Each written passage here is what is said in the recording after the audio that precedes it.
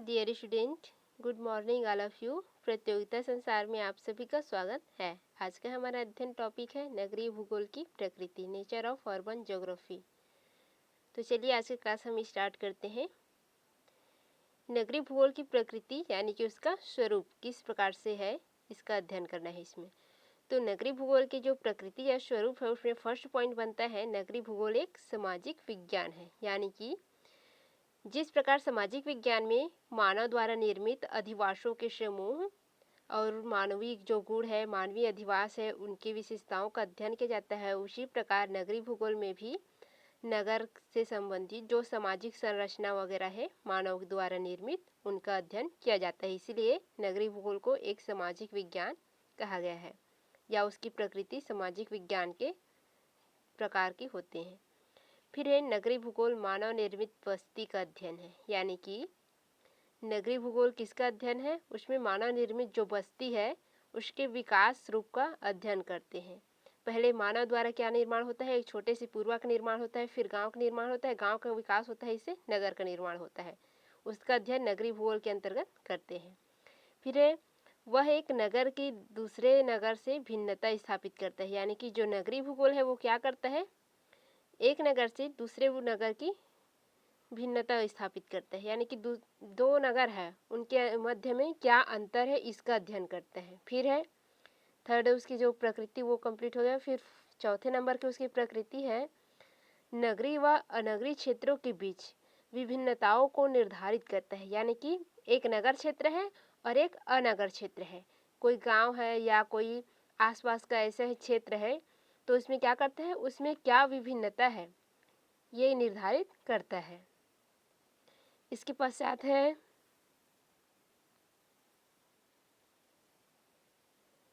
नगरीय भूगोल नगर के आकार, कार्य, स्थानिक दूरी, विन्यास तथा इमारत का भी अध्ययन करता है। यानी कि उसकी प्रकृति में नेक्स्ट पॉइंट जो लिखा है उसमें है जो नगरीय भूगोल है वो क्या करता है, एक नगर की उसकी आकार कहाँ तक है, विस्तार कहाँ तक है, उसकी स्थानिक दूरी या भौगोलिक दूरी, उसकी जो विन्यास है यानी कि संरचना है, और वहाँ के जो भवन वगैरह है वो किस प्रकार से है, इसका अध्ययन करता है।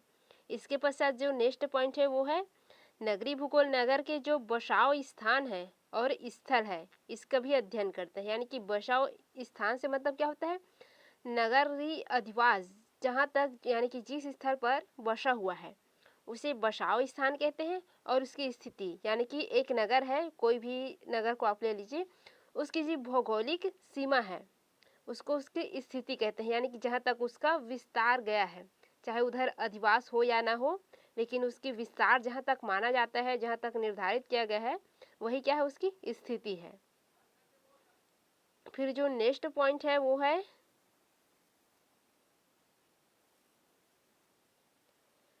वह नगर के ऐतिहासिक, सामाजिक तथा राजनीतिक पहलुओं का अध्ययन करता है जिन्हें नगर को बसाने में महत्वपूर्ण योगदान दिया। यानी कि नगरीय भूगोल क्या करता है, नगर के जो ऐतिहासिक, सामाजिक और राजनीतिक पहलुएं हैं जितने भी, उनका अध्ययन करता है, और जिन्होंने नगर को बसाने में योगदान दिया उनका भी अध्ययन करता है। यानी कि जो नगर है उसके उद्भव विकास में जिनका योगदान रहता है उनका भी अध्ययन करते हैं।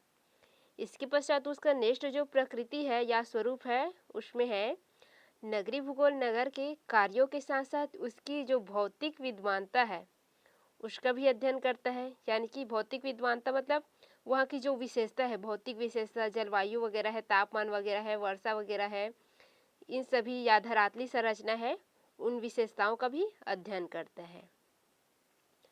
फिर जो नेक्स्ट प्रकृति है वो है नगरीय भूगोल नगर के भीतर विभिन्न कार्यों की स्थिति, नगर की जो भूमि उपयोग है, नगर में उद्योग है, औद्योगिक क्षेत्र जो बसाव स्थिति है, कहाँ से कहाँ तक उद्योग स्थापित है, इन सभी का अध्ययन क्या करते हैं, इसमें करते हैं। और जो रिहायशी क्षेत्र है उनके बीच उनका अंतर संबंध, इसका भी अध्ययन करते हैं। यानी कि जो अत्यधिक विकसित क्षेत्र है उनके साथ उस नगर का क्या, किस प्रकार से संबंध है, इसका अध्ययन करते हैं। ये भी उसके एक प्रकृति के अंतर्गत आता है या उसके स्वरूप के अंतर्गत। फिर नेक्स्ट जो पॉइंट है वो है नगरीय भूगोल नगर की भूमि के सभी प्रकार के उपयोग से अपना संबंध जोड़ता है। यानी कि नगरीय भूगोल क्या करता है, जो नगर क्षेत्र है उसके भूमि में जितने भी प्रकार का उपयोग होता है उससे क्या करता है, अपना संबंध स्थापित करता है। यानी कि किसी न किसी प्रकार से वह संबंधित होता है, चाहे कोई भी कार्य हो, प्रशासनिक, राजनीतिक या खनन वगैरह कोई भी कार्य हो, उससे क्या करता है, वह संबंध स्थापित करता है। फिर है नेक्स्ट जो प्रकृति है वो है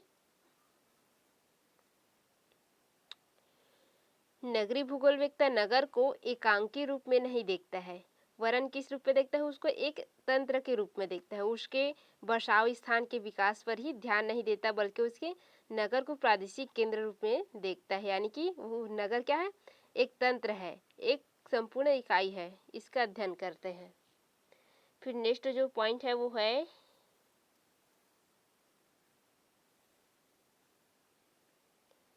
कोई भी नगर आत्मनिर्भर इकाई नहीं होता, बल्कि वह केंद्र यानी कि जिसे हम फोकस भी कह सकते हैं, जहाँ पर बाह्य या पृष्ठ क्षेत्र निवासियों के लिए क्या करते हैं, सेवा या कार्यों का संग्रहण होता है। यानी कि सेवा केंद्र कह सकते हैं। उसकी क्या होता है, सेवा केंद्र में जो बाह्य क्षेत्र है उसको क्या करते हैं, सेवाएं प्रदान की जाती है, और बाह्य क्षेत्र से जो कच्चे माल है उसको सेवा केंद्र तक क्या करते हैं, पहुंचाया जाता है। यानी कि सेवा केंद्र क्या करता है, स्वयं भी सेवा प्राप्त करता है।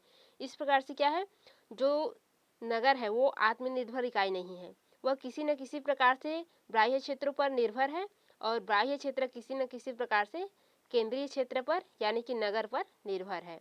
क्योंकि नगर को कच्चे माल कहाँ से प्राप्त होते हैं, कृषि वगैरह जो चावल वगैरह है वो कहाँ से उत्पादित होता है, बाह्य क्षेत्र से। नगर क्षेत्र में तो भूमि उपयोग क्या होता है, सघन होता है, तो कृषि वगैरह कार्य क्या होता है, नहीं होता है, नगर के बाहर क्षेत्र में होता है।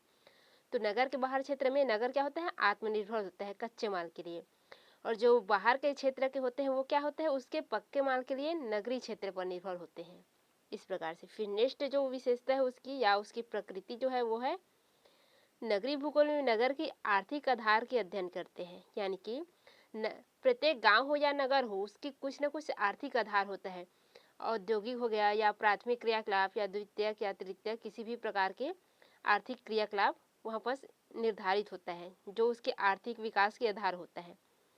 तो जो नगरीय भूगोल है वो नगर की जो आर्थिक आधार है उनके अध्ययन करते हैं। द्वितीयक, तृतीयक, चतुर्थक क्रियाकलाप किस आधार पर वहाँ पर ज़्यादा अधिक विकास हो रहा है, ये इस प्रकार से। फिर जो नेक्स्ट उसकी प्रकृति है वो है नगरीय भूगोल व्यक्ता नगर के वर्तमान पहलुओं के साथ साथ उसके भूत भविष्य का भी अध्ययन करता है। यानी कि नगरीय जो भूगोल व्यक्ता है वो नगरीय भूगोल के अंतर्गत क्या करता है, नगर की जो वर्तमान पहलू है उसके साथ साथ ही उसके भविष्य में क्या हुआ या भविष्य के जो क्या होना चाहिए उसका निर्धारण भी करते हैं, और उसके साथ साथ जो भूतकाल में बीते हुए समय में जो घटनाएं घटी है उसका प्रभाव किस प्रकार से इस नगर पर पड़ा है, या इसका विकास किस प्रकार से हुआ है, पहले किस प्रकार से था, इसका भी विश्लेषण करते हैं ताकि भविष्य के लिए कुछ अच्छा निर्धारित कर सकें। इसके पश्चात जो नेक्स्ट उसकी प्रकृति है वो है नगर एक परिवर्तनशील तत्व है, इसके स्वरूप या संबंधों में परिवर्तन होने की संभावना बनी रहती है। यानी कि नगर क्या है, एक परिवर्तनशील है, जितना अधिक विकास होगा उतना अधिक वो क्या होगा, गतिशील होगा, उसमें परिवर्तन आएगा। और यदि विकास कार्य रुक जाता है तो वो क्या होगा, फिर से अपने भूत की जो परिस्थिति है उस वहाँ पर चला जाएगा। तो ये क्या है, नगर का जो स्वरूप है वो परिवर्तनशील होता है। इन सभी संभावनाओं का अध्ययन क्या करते हैं, इस विषय में करते हैं। यानी कि ये हो गया आपका नगरीय भूगोल की प्रकृति। यानी कि नगरीय भूगोल का स्वरूप जिस प्रकार से है, उसकी संरचना जैसी भी है, उन सभी का जो अध्ययन है वो नगरीय भूगोल के स्वरूप के अंतर्गत, उसकी प्रकृति के अंतर्गत हम करते हैं। तो ये पॉइंट वार हम इसको बना दिए हैं ताकि आप अच्छे से याद कर सकें। अब आगे क्लास इसके नेक्स्ट पॉइंट पर रिकॉर्ड करेंगे। आज के लिए इतना ही, धन्यवाद।